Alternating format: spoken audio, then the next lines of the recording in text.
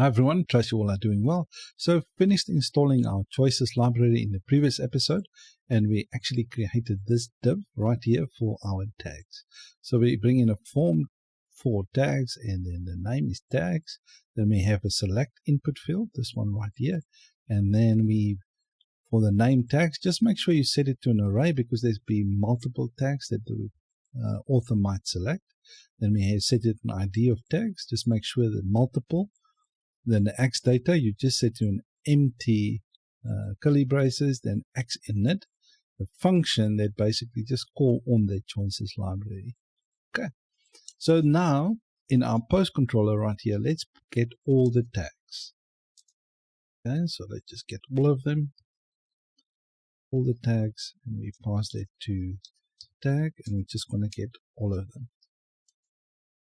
All right, just make sure you import that tag at the top right here. Okay, so we got that tag and we pass all the tags in here, and inside our tags right here we're going to do a for each loop. All right, for each tags, this tag, and just bring in this. All right, so the first one will be the tag ID. All right, so we're getting the tag ID. The second one, tag name.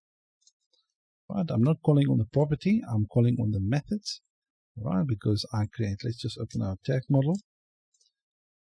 I just created these fields that returns the property right there. Okay, so that's why. So let's see if we can actually view all the tags. So if we get here, you can see we get all of it. So if I select any of them, you can see I set it to be a maximum only of 3.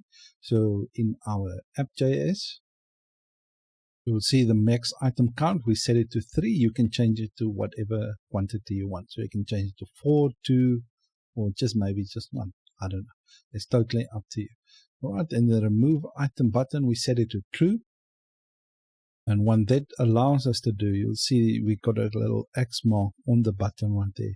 It will allow the author to be able just to delete the tag like that. Okay. Right, so anyway, that's now our tags included, so we need to include all the other fields as well. Right, so let's quickly open up our post model. All right, you will see we need a title, body, cover image, publish ad, type, and obviously the credit links, and then the author and the commentable. All right, so let's quickly do that. So the first one, this is a name field. We're going to change this to be a title. So, all right, so just make sure you put the input for title, ID title, type of tags, name title, and the old value is for the title as well, like that. All right, the other one that we need is for we got the title, the cover image. So let's do that one. Let's put it in here, cover image. Okay, I'm going to copy this one and just paste it up top.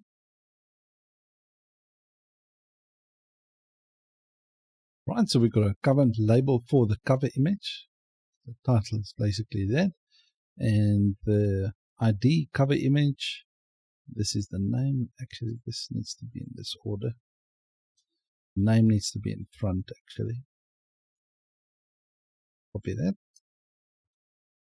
So it just reads better. So then for and the name. Okay. Then we got the ID, then we got some classes to it, but just make sure the type for the cover image is set to file. We can remove the value. Okay. And just make sure that field is required like that. All right, so the next one that we have from the list, we got a title, is our body. Okay, so that will be our text area. So let's just quickly add the body. The body will be a text area. But since we're not going to use a text area, we're actually going to use a WYSIWYG editor to do that. So let's just quickly add a div and just bring in the label. Now the label, this one will be for the body. Going to just change this to be content. Okay, and let's quickly add that form because I'm going to use the Blade UI kit form to do that. And so if we go to the Blade UI kit, the documentation, I'll leave a link for you guys in the description. And if we go down, you will see we have editors. You can use the Easy MDE or the Trix. I'm going to use the Trix editor to do that. So I'm just going to copy this part. So the output is basically going to be an input of this values and a Trix editor like that. Okay. Right, then we paste it in here. So that's Trix about, but we're going to change this to be the body. Right, in order to make use of this, you need to have in your layout, your main layout, you need to have the box styles true. So basically this means just Blade UI kit. So this what it stands for, Blade UI kit styles. Okay, you just set it to true.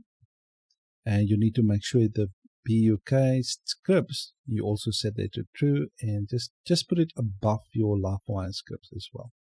Right, so you just need to include that in your main layout. So let's quickly see how all this looks like. All right, so as you can see, we've got our cover image, we've got our title, we've got our content with our Trix WYSIWYG editor right there. So all good. All right, so we obviously need the error one as well. So let's just quickly do this. The error, I'm just going to set that to the body. Right, so we got our body title cover image. So let's go to our post model quickly. Right, so we got the title there, the next cover image. The next field is the published at. So when do the author actually want this post to be published? Right, so I'm just going to copy the title actually. So let's just copy that one down and put it underneath the body. And this is going to be the published like that. Right, so we're going to do a title here of published at, and we're going to do the same. Right, so the input field like here, right, the input field that we're going to have here, this is also going to make use of PickaDay. That's part of the Blade UI kit, so we're going to do that. So I'm going to delete this one, and let's quickly get that. Right, so at Blade UI kit, if we go down, you will see we have PickaDay. Okay, this one right here. So this one, all right. So what we want to do, we just want to copy that basically. All right, then we're going to paste it in here. All right, so we got that, we got the title. This needs to be published at as well for the error. And for this field, we're going to do published. Right, so but the thing is, you might wonder, how do you want, can you change the format of the date? Okay, let me just show you in the documentation. Right, so what you can do, you can just include the format right here, and if you want to change the format of the dates to whatever you want it to be, you can do it right here. Okay, so I'm going to leave the default. So let me just copy actually this and include it. Right, so let's go back here. So this is how our format date can look like. So a person can basically choose whatever time they want the post to be published. So if they want it only to be published on Wednesday, they can click the date right there.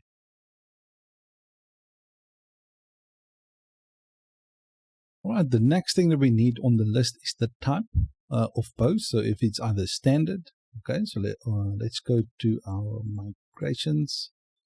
This one right here, let's go to the post migration. Let me just show you.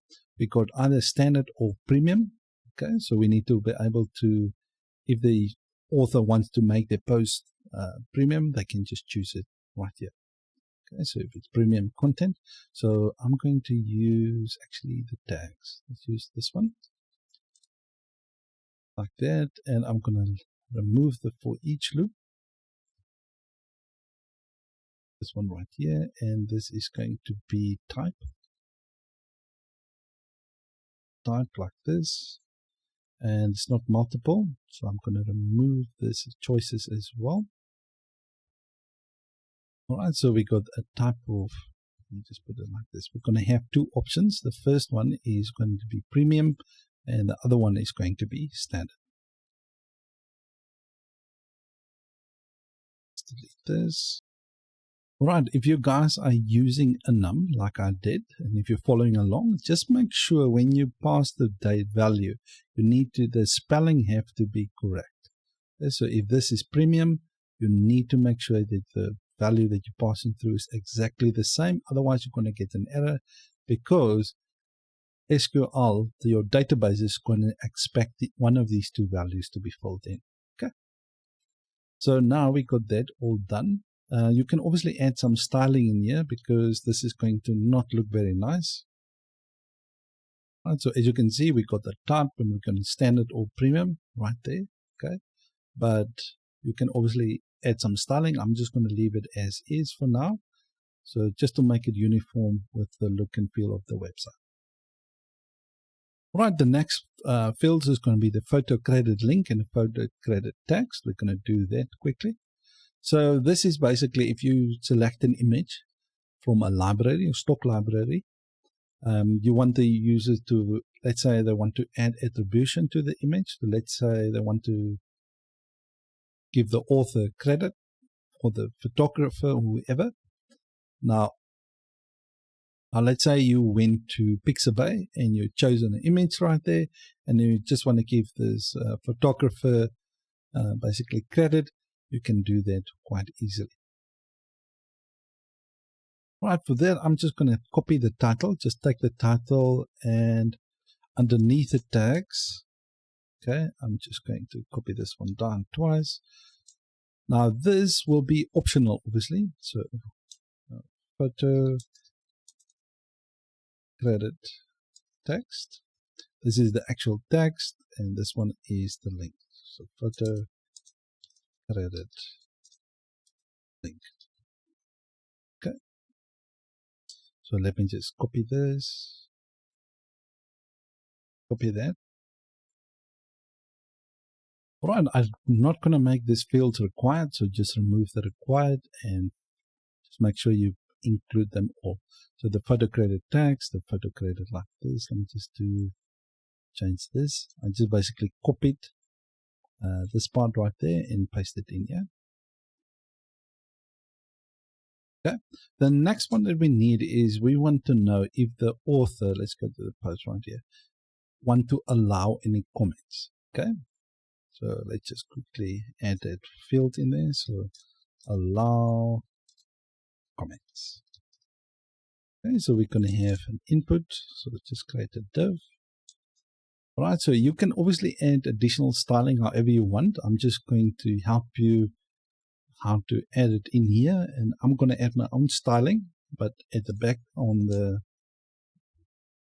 background. Okay, this one is going to be an input field. We can actually get the checkbox from documentation. You will see inputs, and you will see a checkbox right here. So let's just get that one and just copy that checkbox and paste it in here. Right, so this one is going to be is commentable like this, and we're going to add a span tag like this and going to say allow comments. Right, so if the author basically don't want comments to be allowed on their post, then that will be disabled. So right, so we've got to get that. I'm just going to add a class of text blue 500 and uppercase. Okay, so let's see what this looks like. Okay, so let me just close this off. All right, so as you can see, we got our tags, so we can choose any tag we want. As you can see, the styling, you can add them to be more or less the same as your theme. Right, and as you can see, we got allow comments right here. So if you want to allow comments or disable comments. Okay. So if this field is not checked, we're not going to be able to allow comments, or what we can do is we can do the opposite. So if we can say disallow comments to make it kind of easier, but I'm going to do it like this to allow comments like that. All right, so we got an image, our title, let's go content, when they can publish. All right, we can standard post or premium. Then we have our tags and our photo credit text and link and allow comments. Okay. The next thing we need to do is we need to create a route where we're going to add this thing. It's going to be admin.post create.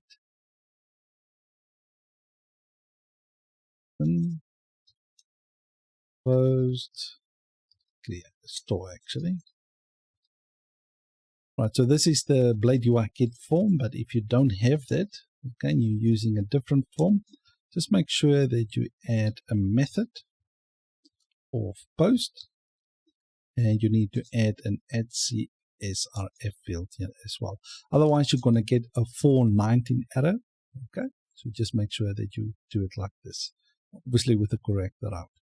Right, this route is basically in our admin's route. So admin route right here, you can see we got route.create. So let's just copy this one down and let's do a store method